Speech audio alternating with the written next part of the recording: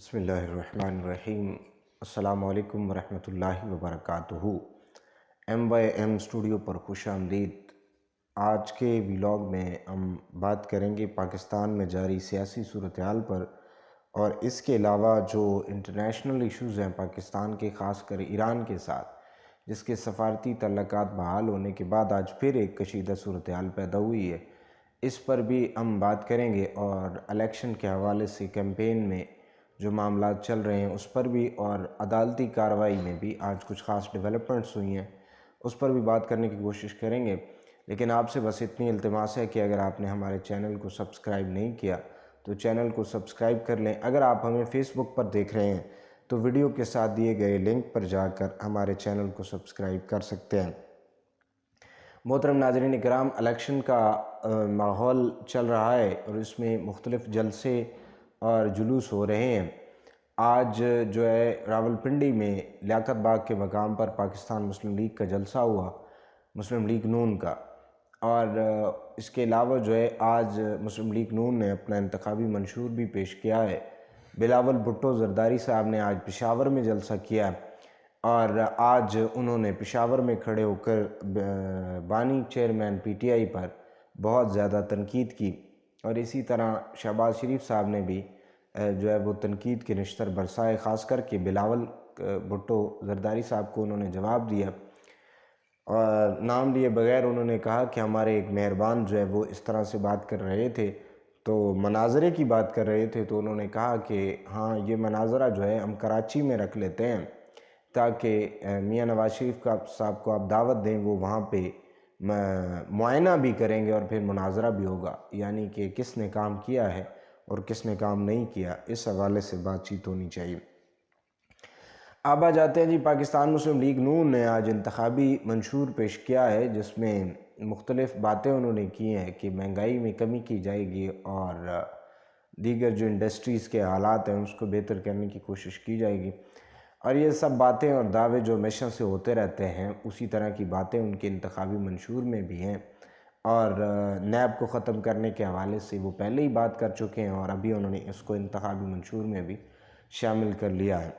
حالانکہ وہ جلسوں میں بجلی کے 300 یونٹ فری دینے کے حوالے سے پاکستان پیپلز پارٹی بھی بات کر رہی ہے اور مسلم لیگ نون بھی، لیکن انہوں نے اپنے منشور میں اس کو شامل نہیں کیا ہے۔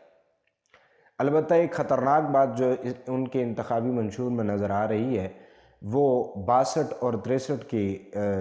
جو حالت ہے اس کو وہ کہہ رہے ہیں کہ ہم اس میں جو ہے وہ امینڈمنٹ کریں گے، ترمیم کریں گے، اس کو پرانی حالت پہ بحال کریں گے۔ اب اس کا کیا مطلب ہے یہ تو قانونی ماہرین ہی بتا سکیں گے، لیکن یہ جو 62 اور 63 کی ایکٹ ہے، یہ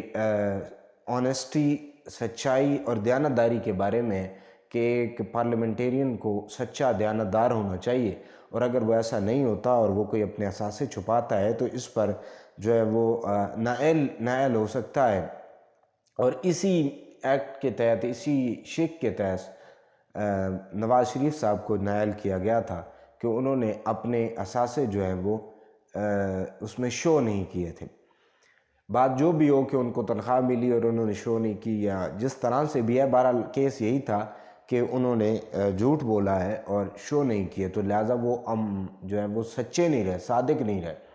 تو اس بیس پہ ان کو نائل کیا گیا تھا۔ تو اب اس مسلم لیگ کا یہ پلان ہے کہ اس میں سے ان معاملات کو بھی نکال دیا جائے۔ لیکن یاد رکھیے گا محترم ناظرین کرام، 62 اور 63 کی جو ایکٹ ہے، اس کے تحت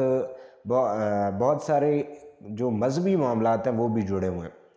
مسلم لیگ نون کو وہ اپنی گزشتہ غلطی یاد رکھنی چاہیے، جب انہوں نے حلف نامے میں تبدیلی کرنے پر ان کو اپنے وزیر کو سے استعفیٰ لینا پڑا تھا اور معافی بھی مانگنا پڑی تھی۔ اب اگر یہ دوبارہ سے اسی طرح کی کوئی غلطی کرنا چاہیں گے بھی تو ان کو جو ہے وہ زیادہ وقت نہیں مل پائے گا، کیونکہ اب اس حوالے سے پاکستان کی عوام میں شعور بہت زیادہ ہے۔ پہلے کے مقابلے میں اب ان کو زیادہ رد عمل کا سامنا ہوگا اگر یہ اس طرح کی کوئی بھی معاملہ کرنے کی کوشش کرتے ہیں۔ دوسری طرف جی، سائفر کیس میں آج پیشی ہوئی، سماعت ہوئی، جس میں پی ٹی آئی کے وکلاء جو ہے وہ وہاں پر نہیں پہنچے، اور جج صاحب نے برہمی کا اظہار کیا، اور اس کے بعد انہوں نے جو ہے وہ سرکاری جو وکیل ہیں وہ ان کو پرووائڈ کر دیے عمران خان صاحب کو کہ یہ آپ کیونکہ آپ کے وکیل یہاں نہیں آ رہے تو یہ پیش ہوں گے، جس پر عمران خان صاحب نے وہاں پہ بڑا رونا دھونا ڈالا کہ دیکھو جی یہ تو ہمارے ساتھ زیادتی ہو رہی ہے اور کیس بھی سرکار کا ہے اور وکیل بھی سرکار کے ہیں، تو اس صورت میں ہم کیسے جو ہے وہ اپنا دفاع کر سکتے ہیں اور کیسے اس کیس کو لڑ سکتے ہیں، جس پر جج صاحب نے یہ کہا کہ آپ کے وکلاء جو ہیں وہ ایک دفعہ نہیں، دو دفعہ نہیں، تین دفعہ بلانے پر بھی پیش نہیں ہوتے، تو عدالت کیا اسی لیے بیٹھی ہے کہ آپ کے کیس کو ہی سنتی رہے، اور ہم جن لوگوں کے کیسز کو جوڈیشل کمپلیکس میں چھوڑ کے آتے ہیں وہ بھی کسی ماں کے بیٹے ہیں، ان کے بھی کوئی معاملات ہیں کہ ہم کیسز کو چھوڑ کے آپ کے کیس کے لیے یہاں پہ آتے ہیں، اور آپ کو میکسیمم ریلیف جو ہے وہ دے دیا گیا ہے، اس کے باوجود بھی آپ مزید جو ہے وہ ہر بات میں ریلیف چاہتے ہیں اور آپ کے جو وکیل ہیں وہ پیش ہونے کا نام نہیں لیتے، تو اب اس کیس کو تو آگے چلنا ہے، کیا اس لیے چھوڑ دیا جائے کہ آپ کے وکیل جو ہیں وہ پیش نہیں ہو رہے، بلا وجہ آپ اس کو لمبا کرنا چاہتے ہیں؟ تو اس طرح کی صورتحال رہی جس میں بظاہر یہی لگتا ہے کہ عمران خان صاحب کی طرف سے اس معاملے کو لٹکانے کی کوشش کی گئی ہے، جو عدالت کے جج صاحب نے لٹکنے نہیں دیا، اور انہوں نے گورنمنٹ کی طرف سے سرکاری جو وکیل ہوتے ہیں وہ ان کو پرووائڈ کر دیے کہ وہ آپ کی طرف سے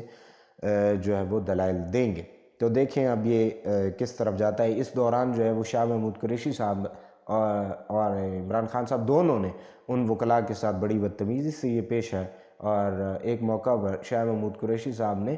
فائل جو ہے وہ اپنے ہاتھ میں وکیل صاحب کے ہاتھ سے لے کر کے اس کو پھینک دیا دیوار کی طرف، تو جس پر جج صاحب نے کہا کہ آپ ایک منسٹر رہ چکے ہیں، آپ کی ذات کو اس طرح کے معاملات جو ہے وہ اچھے نہیں لگتے، تو آپ کو یہ نہیں کرنا چاہیے۔ بہرحال دیکھیں جی یہ معاملات کہاں آگے جاتے ہیں اور کس کروٹ یہ اونٹ بیٹھتا ہے۔ ایران میں ایک انتہائی افسوسناک واقعہ پیش آیا ہے کہ پاکستانی مزدوروں کو قتل کر دیا گیا ہے۔ 9 پاکستانی مزدور جو ہے وہ ایران کے علاقے سراوان میں نامعلوم افراد نے ان کو فائرنگ کر کے قتل کر دیا ہے۔ تفصیلات کے مطابق ان کے جو رہائش گاہ تھی وہاں پر جا کر ایک نامعلوم فرد نے گولیاں چلا کر ان حضرات کو قتل کر دیا ہے۔ ان میں سے کچھ کا تعلق پاکستان کے علاقے جو ہے وہ لودھراں سے بتایا گیا ہے، اور باقی جو 2 بھائی ہیں ان کا تعلق بھی پاکستان سے ہی ہے۔ تو یہ ایک نئی ڈیولپمنٹ ہوئی ہے، حالانکہ گزشتہ روز ہی ایران کے سفیر جو ہیں وہ یہاں آئے تھے اور پاکستانی سفیر نے بھی ایران میں آج ہی اپنے فرائض سنبھالے تھے۔ اب اس میں یہ ایک نئی صورتحال ہے جس پر پاکستانی وزارت خارجہ نے بھی اپنا بیان جاری کیا ہے کہ ہم اس تمام تر صورتحال سے آگاہ ہیں، اور ایران سے مطالبہ بھی کیا ہے کہ اس معاملے میں جو ہے وہ دیکھا جائے کہ یہ کیوں ہوا ہے اس طرح، اور یہ جو جرم ہے یہ کیوں واقع ہوا ہے، اس پر سختی سے جو ہے وہ ایکشن لیا جائے اور جو بھی اس کے مجرم ہیں ان کو قرار واقعی سزا دی جائے۔ تو اللہ تعالیٰ کرے کہ ان دونوں ملکوں کے درمیان معاملات بہتر رہیں اور کسی کشیدگی کی دوبارہ صورتحال پیدا نہ ہو۔ یہ تھی جی آج کی تمام تر ڈیولپمنٹس جو دن بھر ہوتی رہیں۔ کئی اور خبریں بھی ہیں لیکن